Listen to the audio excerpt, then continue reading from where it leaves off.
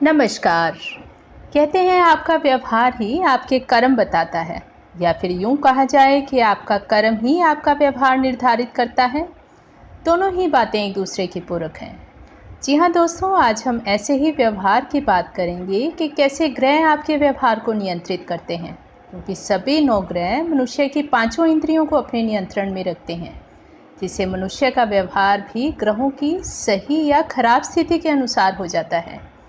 और आज इसी श्रृंखला में हम बात करेंगे कि कैसे आप बिना जन्म कुंडली के पता लगा सकते हैं कि आपके जीवन में सूर्य ग्रह किस प्रकार का प्रभाव दे रहे हैं।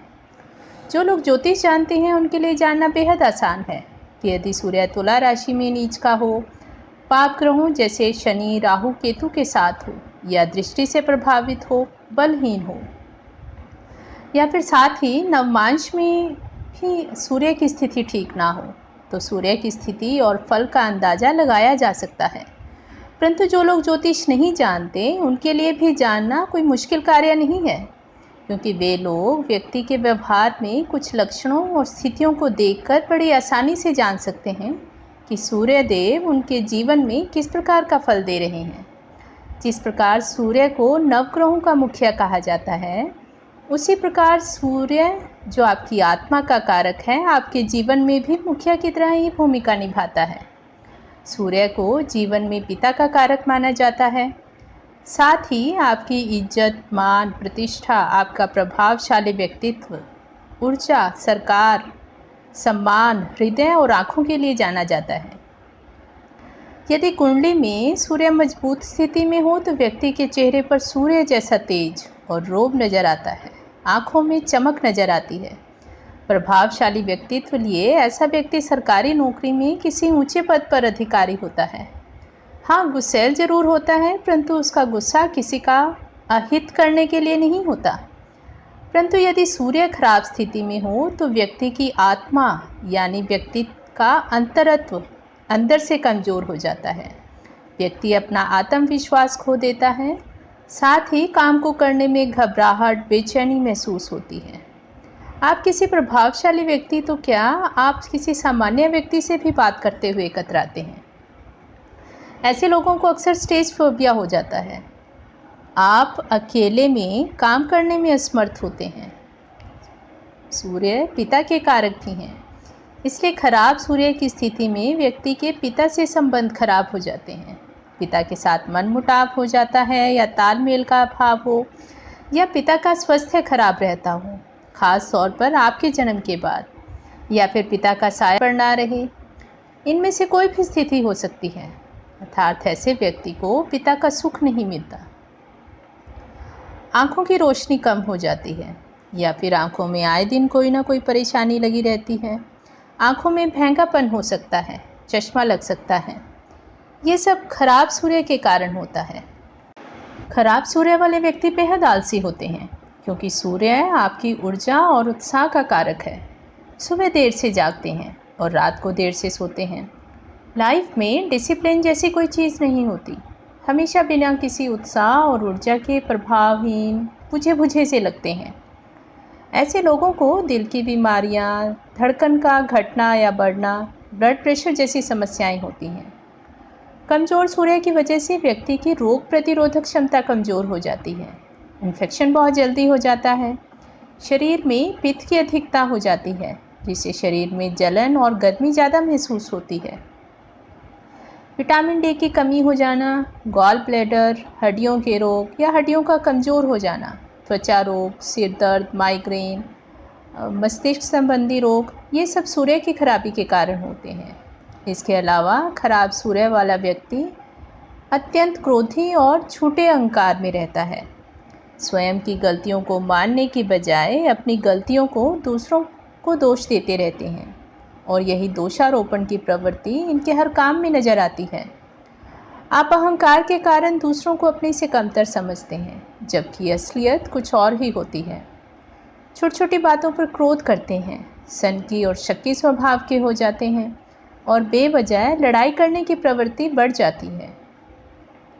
यदि वर्तमान में भी गोचर में सूर्य की स्थिति ठीक ना हो तो व्यक्ति को सरकारी दंड भुगतना पड़ सकता है। या फिर किसी उच्चाधिकारी से आपके संबंध खराब हो सकते हैं। आपकी सरकारी नौकरी पर संकट की स्थिति बन जाती है। आपके मान प्रतिष्ठा पर आँच आ सकती है।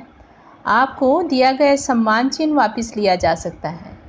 इनमें से कोई भी स्थिति उत्पन्न हो सकती है।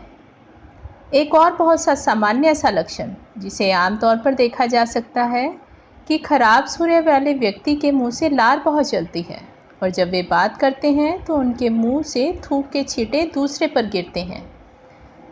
जगह जगह थूकने की आदत भी खराब सूर्य की स्थिति को बताती है। ऐसे लोगों को जीवन में मान सम्मान नहीं मिल पाता। ऐसे लोग क्रोधवश अपना ही नुकसान कर लेते हैं और ऐसे लोगों को प्राय सरकारी जुर्माना भुगतना पड़ता है। दोस्तों, यदि आप भी इस प्रकार के लक्षण स्वयं में या अपने आसपास देख रहे हैं तो समझ सकते हैं कि सूर्य की स्थिति ठीक प्रभाव नहीं दे पा रही। परंतु जीवन में ऐसी कोई समस्या नहीं है जिसका हल ना हो। इसी प्रकार ग्रहों के प्रभाव को ठीक करना भी कोई कठिन कार्य नहीं, बस थोड़ा सा मार्गदर्शन मिल जाना चाहिए। ज्योतिष में किसी भी प्रकार की समस्या के लिए दो प्रकार के उपाय बताए जाते हैं। एक व्यवहारिक उपाय जिसमें आपको अपने व्यवहार में थोड़ा सा पॉजिटिव चेंज करके ग्रहों को ठीक किया जाता है, जो बहुत हद तक अच्छा प्रभाव देते हैं और इसमें आपको किसी भी प्रकार के कर्मकांड की भी आवश्यकता नहीं पड़ती।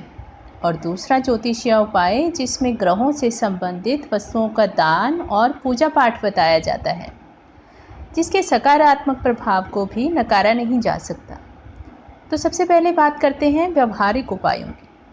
सूर्य को पिता का कारक कहा जाता है और यदि सूर्य को मजबूत करना है तो आपको सबसे पहले अपने पिता से संबंध सुधारने होंगे। पिता का सम्मान कीजिए, उन्हें खुश रखिए, उनका आशीर्वाद लीजिए और अपने व्यवहार पर संयम रखते हुए पिता के साथ धैर्य से बर्ताव कीजिए। पिता और परिवार के प्रति अपनी जिम्मेदारियों को समझिए, क्योंकि कमज़ोर सूर्य जिम्मेदारियों के प्रति लापरवाह बनाता है। इसलिए अपने परिवार की जिम्मेदारियों को समझकर उन्हें दृढ़ता से निभाने का प्रयास कीजिए और यकीन मानिए, यदि आप पिता को प्रसन्न करने में सफल हुए तो सूर्यदेव स्वयं ही प्रसन्न होकर आपको शुभ प्रभाव देंगे और आप बहुत सी परेशानियों से बच जाएंगे। नमक का प्रयोग बिल्कुल कम कर दीजिए। अधिकतर खराब सूर्य वालों को तीखा खाने की आदत होती है, जिससे उनमें आवेश बढ़ जाता है और हृदय और धड़कन संबंधी समस्या होती है। इसलिए अपने स्वास्थ्य के लिए नमक का कम प्रयोग कीजिए। संभव हो तो रविवार का व्रत कीजिए, परंतु रविवार के व्रत में नमक का प्रयोग बिल्कुल मत कीजिए। आलस को त्याग कर सुबह जल्दी उठने का प्रयास करें। हो सके तो सूर्य उदय के समय सूर्य देव के दर्शन करें। अपने शरीर में ऊर्जा और उत्साह बढ़ाने के लिए योग, प्राणायाम, सैर या किसी भी प्रकार की एक्सरसाइज करें या किसी भी तरीके से अपने आप को एक्टिव रखने का प्रयास करें। आपको अपने बॉस और उच्चाधिकारियों से संबंध अच्छे रखने चाहिए, क्योंकि खराब सूर्य के कारण सरकार और सरकारी अधिकारियों से संबंध खराब हो जाते हैं। इसके अलावा आपको कभी भी सरकारी धन का दुरुपयोग नहीं करना चाहिए, क्योंकि ऐसा करने से सूर्य बुरी तरह से प्रताड़ित हो जाते हैं। तांबे के बर्तन में रात भर रखा जल पीने के लिए प्रयोग करें। खाने के लिए चोकर युक्त गेहूं के आटे का प्रयोग करें। घर की पूर्व दिशा को साफ, स्वस्थ, हरा भरा और सुंदर बनाकर रखें, क्योंकि पूर्व दिशा सूर्य की दिशा है। इस दिशा में किसी भी प्रकार का भारी सामान, गंदगी या कूड़ा करकट आपके स्वास्थ्य और मान सम्मान को नुकसान पहुंचा सकता है। आपको आँखों की समस्या हो सकती है या आपको हृदय संबंधी रोग हो सकते हैं। घर से निकलने से पहले चीनी, गुड़, शहद या किसी भी प्रकार का मीठा खाकर तथा पानी पीकर ही निकलें। दोस्तों, ये तो हुए सामान्य व्यवहारिक उपाय, जिन्हें यदि आप जीवन में अपनाने का प्रयास करेंगे तो बहुत हद तक सूर्य के नकारात्मक प्रभाव को कम करने में सफल होंगे। ज्योतिषीय उपायों में आप सूर्य को ठीक करने के लिए 14 मुखी रुद्राक्ष रविवार के दिन सुबह पहन सकते हैं या फिर तांबे का कड़ा रिंग फिंगर में पहन सकते हैं। आदित्य हृदय स्तोत्र का पाठ रविवार के दिन करना बहुत शुभ रहता है।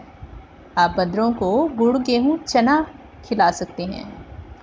सामर्थ्य के अनुसार रविवार को गुड़, गेहूं, तांबे का दान करें। जरूरी नहीं कि आप मंदिर में ये सब दान करें, आप किसी भी ज़रूरतमंद व्यक्ति को दे सकते हैं। भूरी चींटियों को तिल, आटा और खांड खिलाएं।